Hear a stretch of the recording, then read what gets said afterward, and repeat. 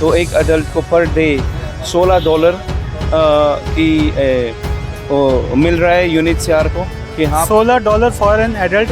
Indian rupees में करीब ये 12,500-1300 के आसपास का अमाउंट है। 1300 डेली आप कह रहे हो कि आता है? डेली और $60 से $70 हर दिन एक फैमिली के नाम पे यूनिटसीआर को डोनेट होता है।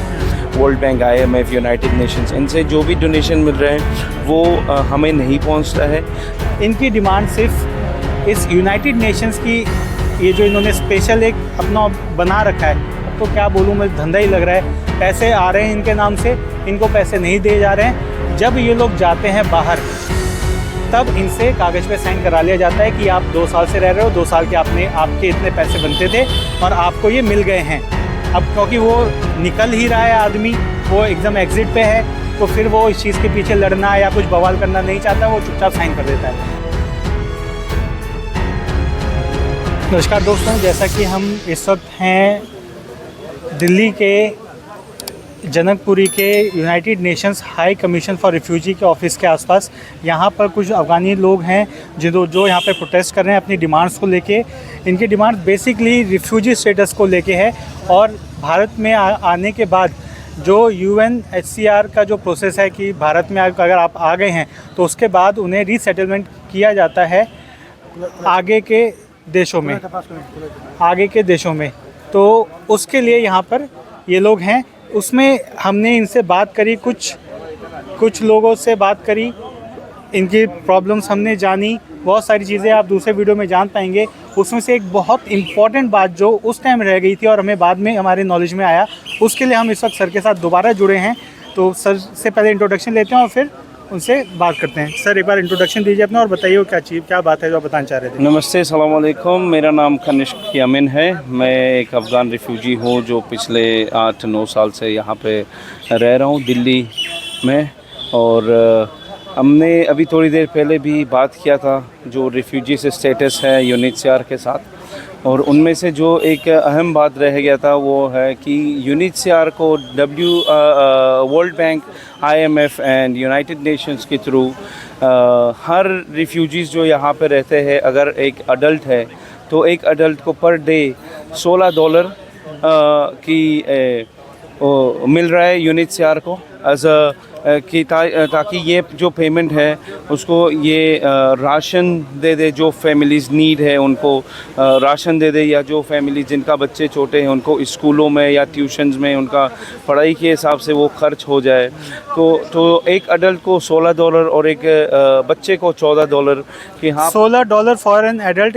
इंडियन रुपीज़ में करीब ये 12,500-1300 के आसपास का अमाउंट है। 1300 डेली आप कह रहे हो कि आता है? डेली और फैमिली, अगर हम बात करें एक फैमिली ऑफ 4 की 4 है, एक हस्बैंड वाइफ है और 2 बच्चे हैं, तो इनको हस्बैंड वाइफ को $16 और बच्चों को $14 कि आप काउंट कर सकते हैं कि करीब हर दिन $60 से $70 हर दिन एक फैमिली के नाम पे यूनिटसीआर को डोनेट होता है।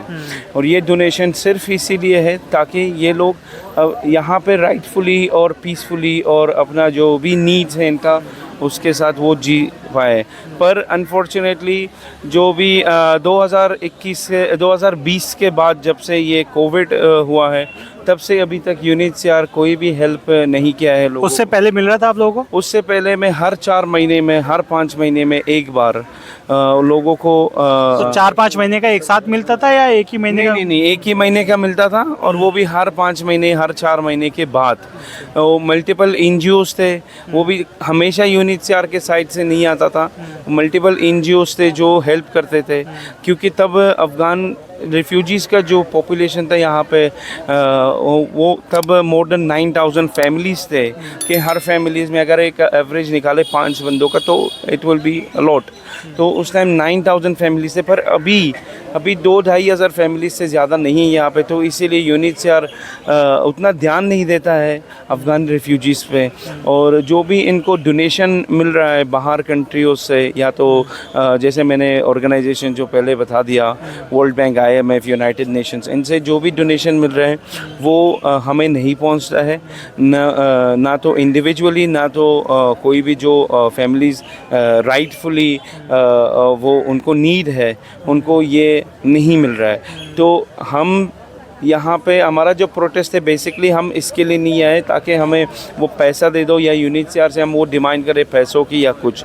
हमारा डिमांड यहाँ पे ये है कि ठीक है, अगर आपके पास डोनेशन आ रहा है तो आप फैमिलीज़ इन नीड, जो भी फैमिलीज़ नीड है, आप उनको हेल्प कर दो यहाँ पे, ताकि बंदों के पास एक वक्त ही खाना भी नहीं है यहाँ पे। आप यही एरिया तिलक नगर, मालवीय नगर या कहीं पे भी जितने भी अफ़गानीज़ रहते हैं, आप वहाँ पे आप ख़ुद जाके देख सकते हो कि फैमिलीज़ बहुत सारे प्रॉब्लम में जी रहे हैं यहाँ पे।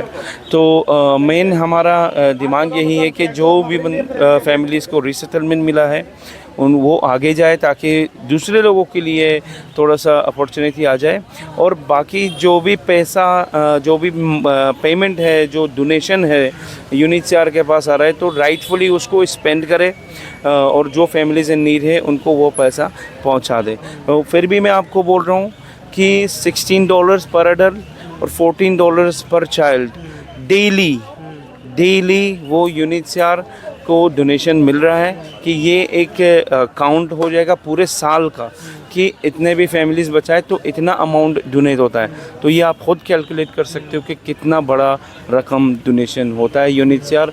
उसके बावजूद यूएनएचसीआर हमें बोल रहा है कि हमारे पास पैसा नहीं है, हमारे पास फंड्स नहीं है, हमारे पास लोगों को अपने एम्प्लॉइज़ को देने के लिए पैसा नहीं है।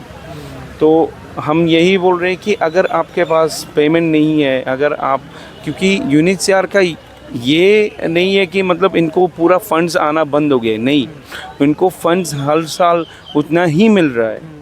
बट ये है कि अफ़गान रिफ्यूजीज़ यहाँ पे कम हुआ है, तो उस अफ़गान रिफ्यूजीज़ जितना यहाँ पे है उनके नाम पे डोनेशन आता है, तो ये लोग बोल रहे हैं कि हमारा फंड्स कम हो गए। क्योंकि अफ़गानीज़ बहुत सारे लोग अपने मुल्क में वापस चले गए, क्योंकि यहाँ पे उनको कोई फ्यूचर नहीं दिख रहा था। बहुत लोग एंजाइटी डिप्रेशन में चले गए थे, तो वो वापस अपने कंट्री में चले गए कि यहाँ से मरना तो वहीं पर मरेंगे। और जो लोग प्रपोजल से या उनके फैमिलीज़ जो फॉरेन से कंट्री में हैं वहाँ पे चले गए, तो यहाँ पे पॉपुलेशन अफ़गानिस का कम हो गया है। 2-2.5 हज़ार फैमिलीज़ हैं, उनके नाम पे जो डोनेशन आता है यूएनएचसीआर ये बोल रहे हैं कि हमारे पास डोनेशन कम आ रहा है। हालांकि डोनेशन हर फैमिलीज़ की अकॉर्डिंग अलॉट होता है हर साल, एवरी ईयर।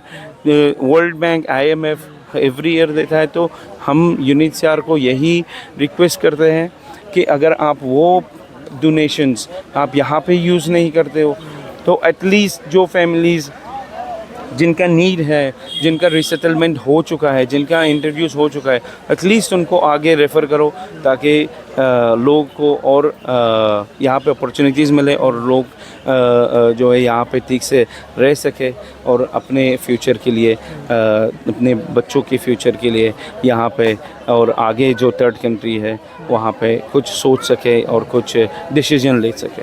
Thank you. दोस्तों, आपने देखा कि मुद्दे की जो बेसिक बातें हैं वो अगर आप समझें तो अफ़गानी लोग अलग अलग परिस्थितियों के कारण से अफ़गान से यहाँ आए।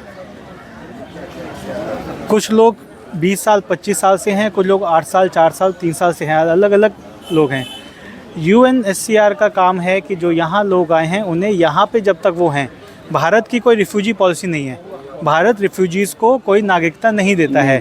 लेकिन यूएनएचसीआर जो जिसके साथ भारत ने 1995 से उनका एक डील है, एक एग्रीमेंट है, पॉलिसी में भारत उनका पार्टिसिपेंट है कि यूएनएचसीआर के ऑफिस दिल्ली में खुले हुए हैं और भारत के अलग अलग जगहों पे खुले हुए होंगे।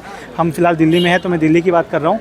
और यहाँ पे प्रोसेस के हिसाब से जितने लोग बाहर से आते हैं, वो कोई भी रिफ्यूज़ी होते हैं, जो अफ़गान हैं, चीन हैं, और अगर कोई रोहिंग्या है, बांग्लादेश, जो भी रजिस्टर्ड हैं, कि वो एक लीगल चैनल से आए हुए हैं, ठीक है, उन्होंने रजिस्ट्रेशन करा रखा है, तो उनका रिफ्यूजी कार्ड बनता है। और अगर रिफ्यूजी कार्ड नहीं भी बनता है तो उसके बावजूद उनके लिए कुछ अमाउंट आता है अलग अलग बाहर की जो संस्थाएं हैं वहाँ से। जैसा कि सर ने बताया, IMF से आता है, वर्ल्ड बैंक से आता है, और भी जो US की या बाकी देशों की जो संस्थाएं हैं वो लोग एक फ़ंड देती हैं, जिसके आधार पर प्रति व्यक्ति जो बड़े लोग हैं 18 साल से ऊपर हैं उनके लिए $16, जो लगभग 1300 रुपये प्रतिदिन के हिसाब से, और $14 बच्चों के लिए एक अमाउंट फ़िक्स किया जाता है कि वो उन्हें मिलेगा, ताकि क्योंकि रिफ्यूजी यहाँ पर जो है उन्हें किसी भी तरह का नौकरी या कोई सोर्स ऑफ इनकम उनके पास नहीं होता है, तो उस पैसे से उनकी मदद की जा सके। और मैं एक चीज़ और बताना चाहता हूँ कि ये जो अमाउंट मैंने आपको बता दिया है, एक एवरेज अमाउंट जो मैंने आपको बता दिया,